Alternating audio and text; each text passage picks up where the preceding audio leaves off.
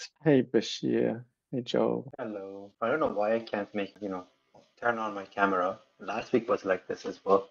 Sorry about that anyway. Yeah, so Steve, I think all these solutions, Delta, Iceberg, potentially this hoodie, are basically like a layer around either Parquet or maybe support multiple formats. And it kind of adds like this sort of, metadata. I know the most around about Delta. So in the case of Delta, it sort of adds a transaction log so you can update it multiple times. You can actually time travel back to versions. It adds a layer of sort of transactionality to it, although it's only to that table, so it doesn't support multiple table transactions. And yeah, so we use it in the server product because we want to have a set of tables that we can create, but then continue to update. And it also supports like merge semantics and that sort of stuff. Yeah, I think Iceberg, like Databricks, supports both Delta and Iceberg now. It sort of has this compatibility layer. Yeah. But it's all around this sort of house sort of concept where you kind of have something in between just dumping files on a storage and like a relational database. But yeah, that's kind of about the limit of my knowledge. Okay. Yeah, I ran across it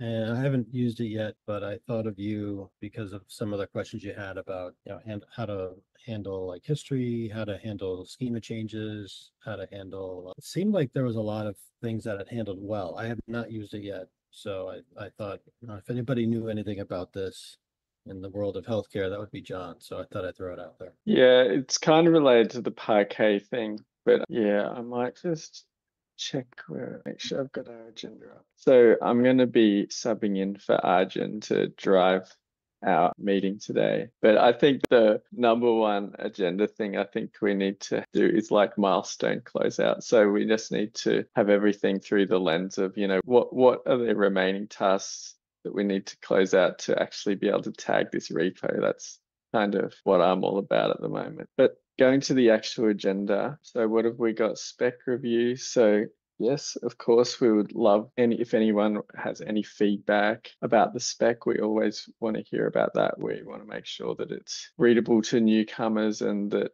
communicates all the concepts well. And the second item is PRs, which is definitely something I'd love to talk about. So perhaps I should actually, so let me just share my screen. I can figure out which one it is at this time of the morning. Okay, so we've got this functional model one, which I think Ryan had a look at. So I'm hoping that perhaps Nikolai could incorporate those changes and we could finalize it. One question I do have with this is it's kind of orphaned at the moment, right? So how do you get to it? Like, is there a link to it from another page? Like, is it a link from the view definition page or from the index page? So I don't know if anybody has any ideas about that, or maybe I could just post it as a question. Yeah, I don't have a great answer to that. Maybe Nikolai had some thoughts on there, but I actually didn't notice that it was kind of orphaned when I was looking through the content. Yeah, I had the same question. I think I made a comment in the ticket on that. It didn't seem like it was linked anywhere. Oh, yes. Oh, okay. Okay. So the other one that I worked on yesterday was this one, which is the core non-core thing. So this started out as adding tags to the test definitions and kind of expanded a little bit over the course of a couple of weeks discussions. And thank you, Arjun, you wrote up an excellent summary, which I used for this. And I think I actioned most of this. So what I did was I changed the reserved tags to align to the profiles so that they could link to them. So, and again, naming's hard. I don't know if anyone has any ideas on this, but I went with shareable tabular, and I can even perhaps show what this looks like, I think. And I added those tags. I tagged the tests. I added documentation about what it all means. I moved the FHIR path stuff into the shareable profile, and I changed the documentation on the view definition page to reflect that and to say you really should support this shareable profile thing. And I also updated the test report to show like it all grouped up into all the different, which I'll show you in a second. But yeah, so I'm not sure if that aligns with what other people thought needed to be done. Does that look good? Is anybody in the position to sort of have a look at that? Yeah. I Okay, can, so I can now, take a look when I get back. so now it basically sort of has these groupings. So the way I didn't try to pick core apart from shareable because I'm not sure if that's possible. So all of this stuff is basically under shareable. There's nothing currently under tabular, but if there was, it would appear here. And this boundary and joiner under experimental. And if you have any other tags, they'll sort of just get added on underneath here. So, and I can even probably just this, I'd say. So now it kind of looks like this. See that? It basically says you must support the required additional functions, as in resource key, reference key. In addition to this, you should implement the FHIR subset defined in the shareable view definition profile. And then if you go over here, oh, that went to the, oh no, that's right. Then in here, it will basically have these bits, and I changed this to be two different lists, and one of them is experimental. These are intended for eventual inclusion in the required subset. However, they're not part of the normative release and may still be subject to change, etc. So yeah, that's what I did there. Sorry, then do we have the list of these file path functions in the main view definition as well? No, we don't, because we had a discussion about, you know, what's the meaning of the FHIR subset anyway, like, and it actually is only really relevant to being able to share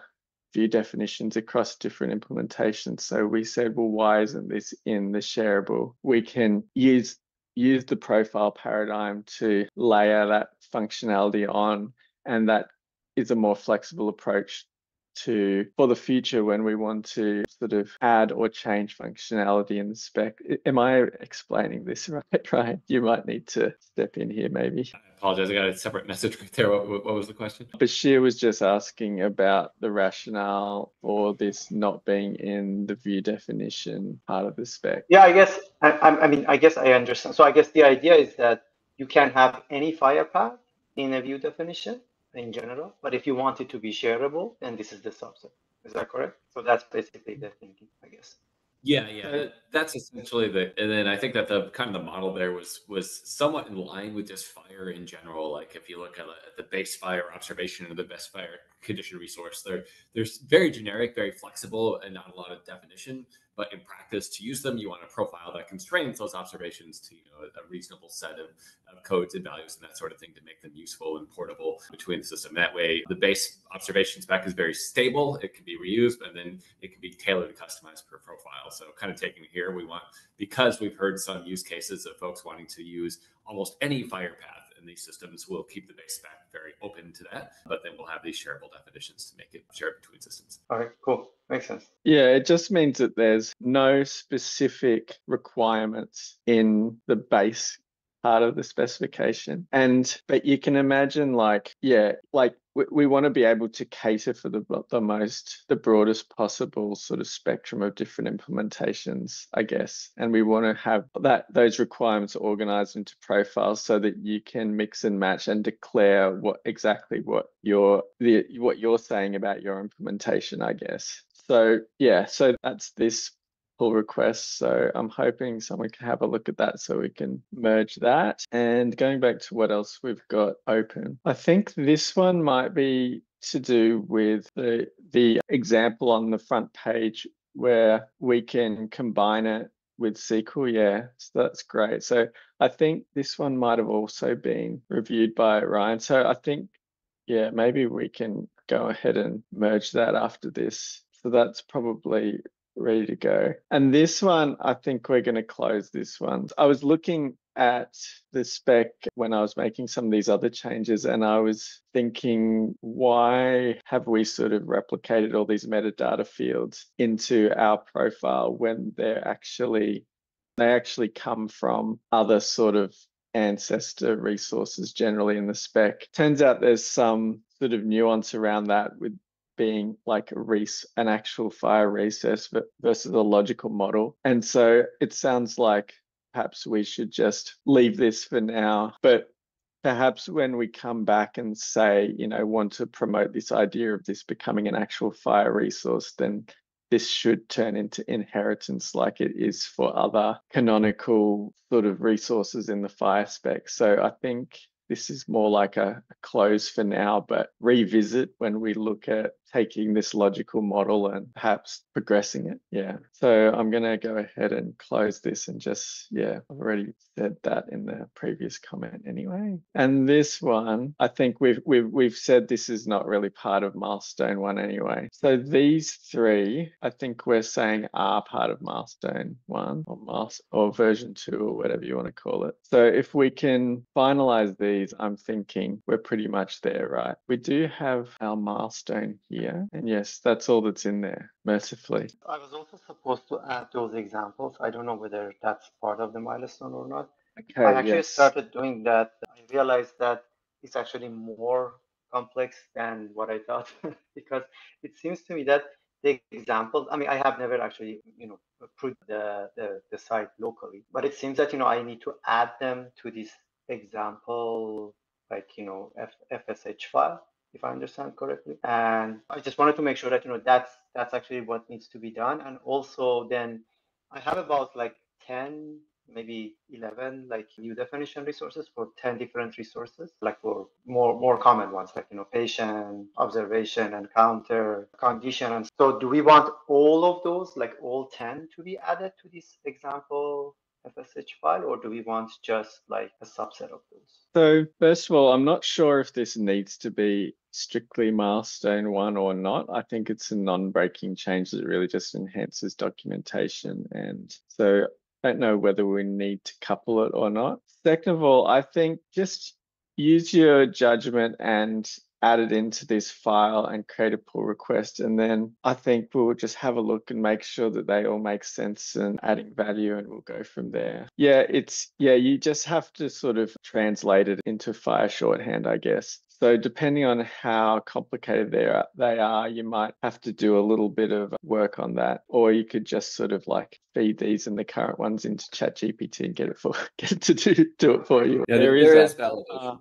Yeah, go Ryan. Yeah, so when you build the site from the FHIR shorthand, it'll go and it actually does a reasonably good job of validating things. So if you have like, a string where there should be a code value or something that doesn't exist, I mean, it does a fair number of checks there. So yeah, I think I think the validation is actually pretty good. I see. So the validation actually, is it sensitive to like the view definition, or is it just generic validation? I mean, does it validate that, like ID doesn't exist in view definition and then you have it, something like that, or no? Yeah, no, it'll check the view definition logical model and validate that. So I'm sure there's some things that you could go through, but yeah, but I think it does a better job than you might expect. Okay, cool. And this Yeah, is I have. I mean, what it ends up looking like. Right. The JSON ones I have run against our own implementation. The only thing was that, when I convert them to FHIR shorthand, then if there is some sort of validation, then that would be great.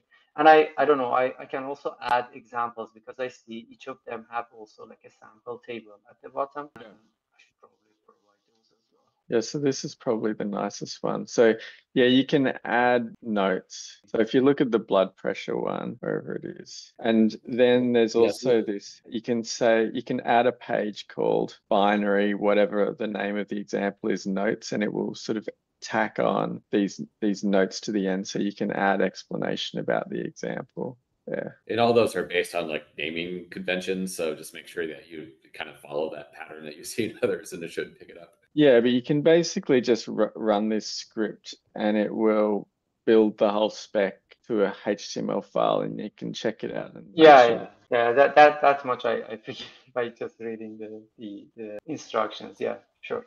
So yeah, I'll send that PR. So it's not, I guess the milestone is not gated on those examples. So I'll just send it whenever it's ready. Yeah, and I think just using your judgment, picking some examples that are sort of representative, illustrative, help folks kind of understand how these things work. Yeah. So, definitely some more examples would be welcome here, building on top of this. So that'd be great. Okay, so I think that might be that item.